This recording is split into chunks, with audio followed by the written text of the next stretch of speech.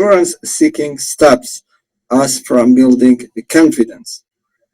And the second one is to self-diagnose. Diagnose. Diagnose. Diagnose. Which is aware, declaring that you have a complex medical or psychological condition based only on internet research or casual social media videos. For example, it's very easy to self-diagnose after watching online video about standard concentration habits. Excellent job. Thank you very much, Mohammed. So yeah, reassurance seeking and to self-diagnose. Is the meaning clear here, guys? All right. So reassurance seeking. So Mohammed, can you add any examples for these yourself? Reassurance seeking for the people who are not so confident to ourselves, and they ask about their activities from others.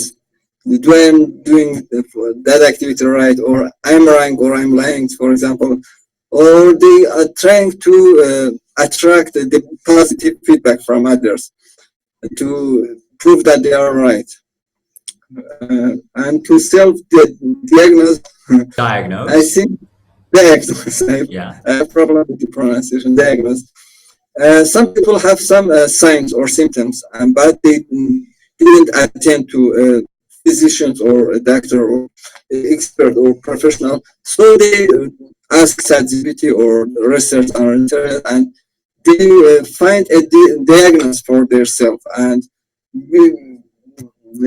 without, for example, considering all the concepts or everything, and it's completely wrong, because when you don't have the enough experience and some specific things,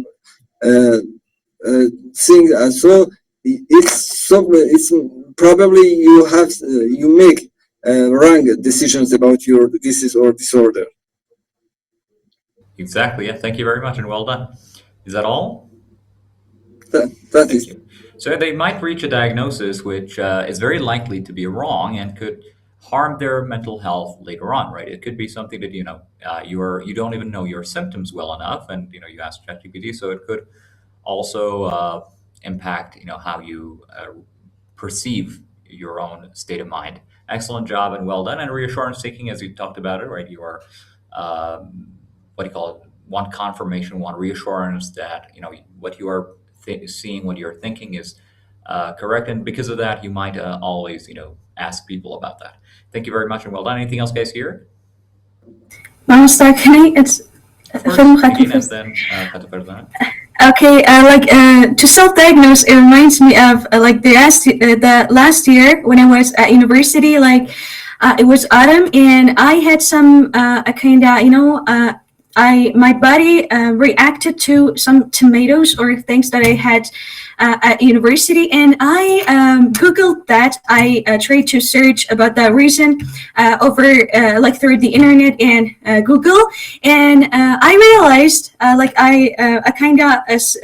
it was a kind of self-diagnosing, and I kind of realized that I thought I had cancer. And I was alone there, and nobody was around, like my parents and my my relatives. And one night I cried from 1 a.m. to 5 a.m.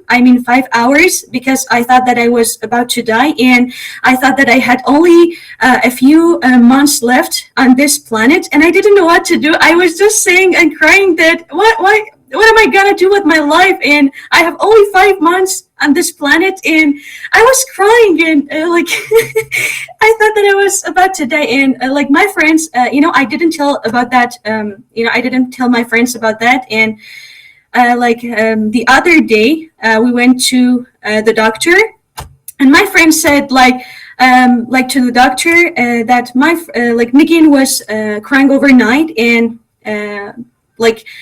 tell her please that she's not gonna die. It's just allergy or something like that. And then I the doctor kind of transcribed me, if I'm not mistaken. what's Yeah, the word? prescribed. Prescribed, yes. Prescribed me like a long list of medication, and then when I realized that it was only an allergy, I just fold the transcription and I put it in my pocket, and I just bought a hydrocortisone, if I'm, like something like that. It is like something for allergy and things like that, and then I got cured, and everything was I don't know how to describe that situation, but it was like hard. And from that like that point, I decided not to do self-diagnose, or is it correct to say To like not to? self-diagnose or to, have a self-diagnosis or get a self-diagnosis. Yes.